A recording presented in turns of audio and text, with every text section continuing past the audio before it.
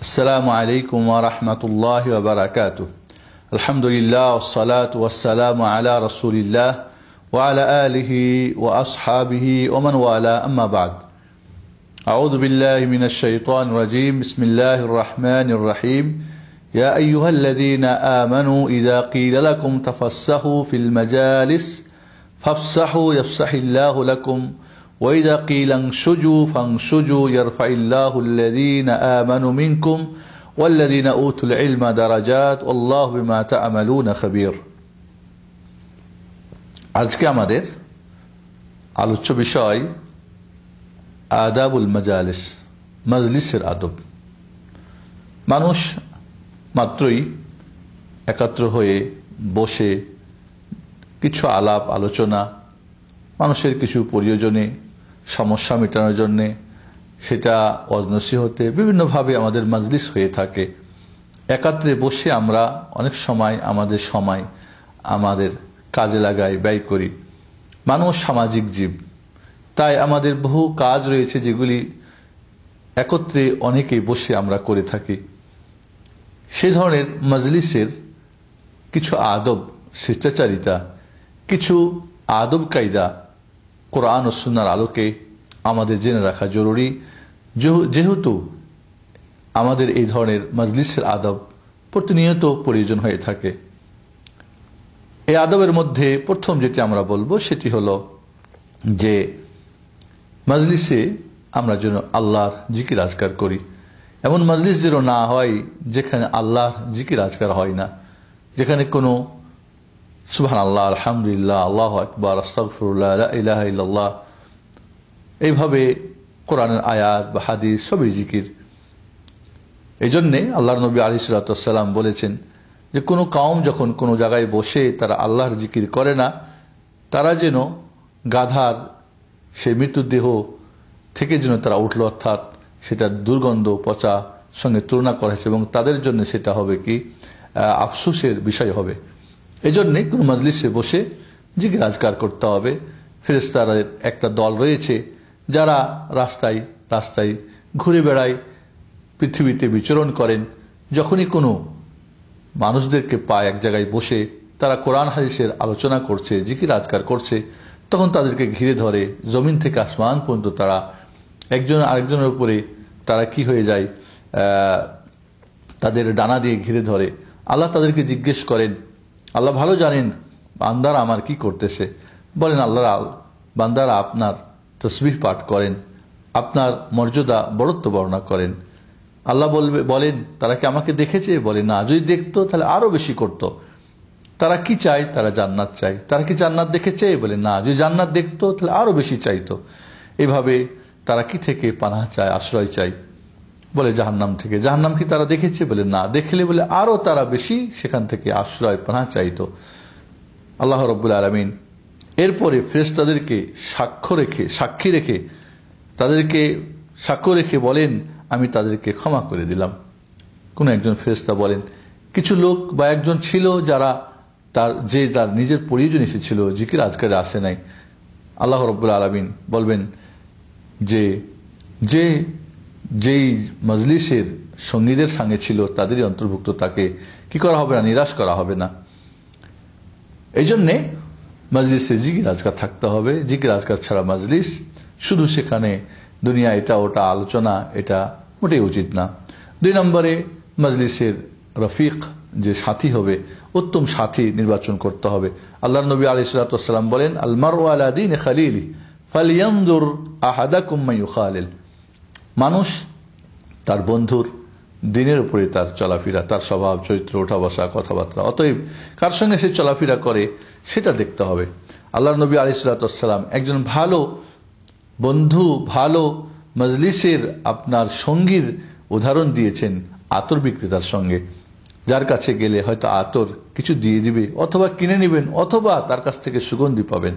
আর যে খারাপ বন্ধু, খারাপ সঙ্গী সাথী, সে হলো ওই কামারের মতো, যে হাফর চালালে হয় কাপড় পুড়িয়ে দিবে আর নয় দুর্গন্ধ পাবে। এই জন্যে আমাদেরকে খারাপ বন্ধু বান্ধব থেকে দূরে থাকতে হবে। যারা বেদাতীদের থেকে দূরে থাকতে হবে, কারণ বেদাতি হয়তো আপনার মাঝে তার বেদাতকে পূর্বে অনুপ্রবেশ ঘটাবে, অথবা দিন নিয়ে বিভিন্ন ধরনের সংশয় সন্দেহ ঢুকিয়ে ফেলবে। এইভাবে যারা ফাসেক ফাজের, যারা পাপিষ্ঠ, তাদের থেকে দূরে থাকতে হবে। কারণ তাদের কাছে বসলে মিথ্যা, বাতিল কথা, গীবত ইত্যাদি আজে বাজে নামাজ থেকে হয়তো আপনাকে দূরে সরাবে। এই ধরনের আপনার অন্তরকে মেরে ফেলবে। অতএব মজলিসের বন্ধু বান্ধব, যে মজলিসে বন্ধুরা ভালো তাদেরই মজলিসে বসতে হবে, যারা খারাপ তাদের সংস্পর্শ ত্যাগ করতে হবে।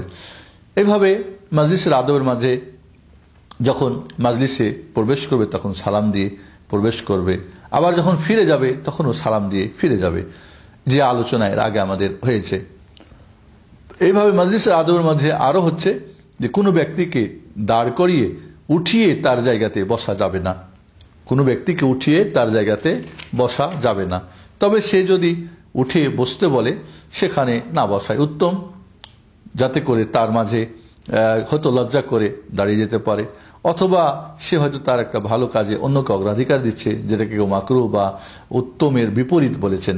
আব্দুল্লাহ ইবনে ওমর রাদিয়াল্লাহু তাআলা আনহু এরকম একজন তাকে বসতে বললে তিনি বসেন এবং অন্য জায়গায় গিয়ে বসেছেন। এজন্য আমাদেরকে কাউকে উঠিয়ে তারপর তার জায়গাতে বসা জায়েজ হবে না। আর কেউ যদি স্বেচ্ছায় সেটা দেয় এবং সেখানে যদি সে লজ্জা না করে এবং লজ্জাবশত না হয় এবং সেখানে কোনো উত্তমের ব্যাপার না হয়, তাহলে সেক্ষেত্রে বসা যেতে পারে। অনেক মানুষ আছে যারা মসজিদে আগে জায়নামাজ বিছিয়ে রাখে, পরে এসে সেখানে নামাজ পড়ে।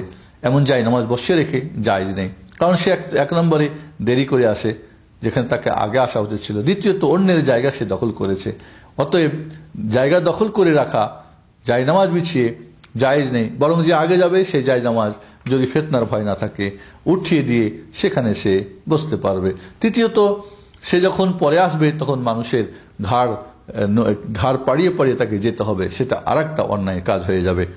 এজন্যে এমন ওলামারা বলেছেন যেমন জায়গা যদি দখল করে রাখে পরে আসে সেখানে নামাজ হবে কিনা এই নিয়েও ওলামারা মতনৈক্য করেছেন। এজন্যে আমাদেরকে এটাও খেয়াল রাখতে হবে।